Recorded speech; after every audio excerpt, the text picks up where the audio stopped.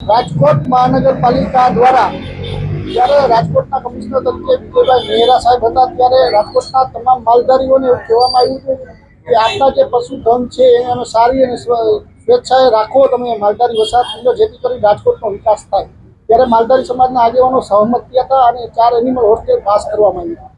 4 animal હોસ્ટેલની અંદર મહેરા સાહેબે એવું કીધું કે સુવિધા સભર આપવામાં આવશે ને ગાયની પૂરેપૂરી અહીંયા રક્ષા કરવામાં આવશે। ગાયને કોઈ પણ પ્રકારની તકલીફ ન પડે એ રીતે 2 વેટરનિટી ડોક્ટર આપવાના હતા, 4 થી 5 સફાઈ કામદારો આપવાના હતા, લોડર અને જીસીબી તો ત્યાં હાજર ને હાજર રાખવાનું હતું જેથી કરીને સફાઈ માટે વરસાદની અંદર ચોમાસાની અંદર કોઈ પણ પ્રકારે ગાયને તકલીફ ન પડે। પરંતુ આજે આપણે જોઈ રહ્યા છીએ 4 થી 5 કમિશનરો બદલી ગયા હોવા છતાં, રજૂઆતો કરવા છતાં આજે રાજકોટ મહાનગરપાલિકાના પેટમાં પાણી નથી આવતું। અડધી રાત્રે લાઇટ ન હોય તો જનનાયકો દોડી આવે છે, પરંતુ ગાયને માતા કહેનાર અને માતાના નામનો મત લેનાર આજે જનનાયકો ક્યાંય દેખાતા નથી। ખરેખર તમારે જનનાયક બનવું હોય તો આ ગાયની વારે આવો।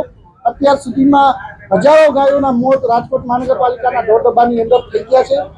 અને બીજી વાત કે જ્યારે રાજકોટ મહાનગરપાલિકાએ એવી વાત કરેલ હતી કે રાજકોટની અંદર ગાયને કોઈ પણ પ્રકારની તકલીફ નહીં આપવામાં આવે, તો એન્ટીબાયોટિક દવા અને ગાયને જે કેલ્શિયમ આપવાના હોય એ પણ હાજર રાખવામાં આવશે। પરંતુ 1200 રૂપિયા લેવા છતાં એક ગાય જ્યારે 1200 રૂપિયા લેવામાં આવે, બીજી વાર રિપ્લેસમેન્ટ ગાય થાય ત્યારે પણ એના પણ 1200 રૂપિયા લેવામાં આવે, પરંતુ આજ સુધી કોઈ સુવિધા ન આપવામાં આવી। રાજકોટ મહાનગરપાલિકાના અધિકારીઓ, બધા અધિકારીઓ ગાયના પૂજનમાં રસ લે છે, પરંતુ ગાયને જ્યાં તકલીફ છે ત્યાં કોઈ રસ નથી લેતું।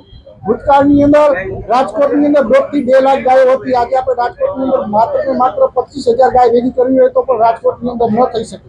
લાખો લીટર દૂધની ગાયની જરૂર હોય ત્યારે મહાનગરપાલિકાની અંદર અનેક વારો રજૂઆત કરવા છતાં કોઈ પણ જાતનો નિકાલ આવ્યો નથી। ગાયની અવદશા માટે કોઈ જવાબદાર હોય તો આ બની બેઠેલા માત્ર ને માત્ર જનનાયકો છે। જનનાયકો આ અવદશાને આપણે જોયું કે ભૂતકાળની અંદર અત્યારે પણ આપણે જોઈ રહ્યા છીએ, જેમ કાશ્મીરી પંડિતોને પ્રસ્થાપિત કરવાના છે, રીતે ગાય માતાને પ્રસ્થાપિત નહીં કરે તો આપણે જોઈ રહ્યા છીએ આગજનીમાં થઈ છે, પ્લેન ક્રેશ થાય છે। ક્યારે થાય છે કે ભગવાન દ્વારકાધીશને વાલામાં વાલી, હૃદયમાં વાલી ગાય માતા હોય કે જ્યારે પોતે લોહિયાળની ધરતીની લોહિયાળ થતી હોય ત્યારે આવા બનાવો બનતા હોય છે। પરંતુ રાજકોટ મહાનગરપાલિકાને એટલું મગજમાં નથી આવતું કે આપણે કેટલું રાજકોટની અંદર કેવી કેવી ઘટનાઓ બની રહી છે, પુલ તૂટી જાય છે, ટીઆરપી ગેમ ઝોન જેવા કાંડ થાય છે, પરંતુ હજી અહીં આંખ નહીં ઉલટે તો રાજકોટની અંદર નહીં પણ આ ધરતી પર જેમ ગાયનું રહેવાનું છે એ જ રીતે આપણે આવા ભોગવતા આવશું। જેને પાપના ધંધા કર્યા છે એને પાપ લાગવાનું છે, પરંતુ નિર્દોષ લોકોને પણ આમાં પાપ લાગી ગયું છે।